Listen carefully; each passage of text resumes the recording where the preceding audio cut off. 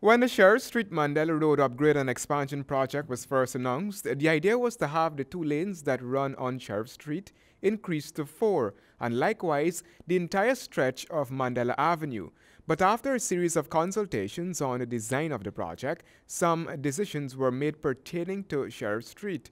Vanda Radzik at the time was the stakeholder specialist consultant for the design phase of the project. The stakeholders did not agree to that. The Sherrif Street stakeholders, business and residents said it's impossible. The street is too narrow. What would happen to us, basically? That's the thing, it's the business people never did it. So the number one pole, if you like, or open stakeholders for Sherrif Street has to remain 2-lane. For Mandela Avenue, the 4 lanes appear feasible. There will be an overhead walkway stretching from the North Ramveld Multilateral School over into East Ramveld. At a junction where Sherrif Street meets the railway embankment, there are plans for a roundabout. And there were recommendations for a flyover, which would have been the first in Ghana. But that had to be shut down due to the costs associated with the project.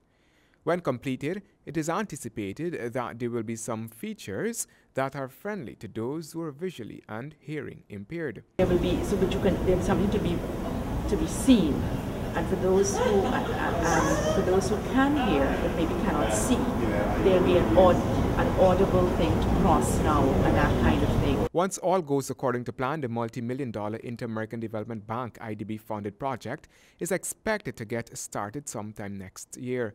Meanwhile, earlier this year, the Ministry of Public Works had stated that it was reviewing comments made by the bank with regard to the project. The IDB has strict guidelines that must be followed when it comes to project that it funds.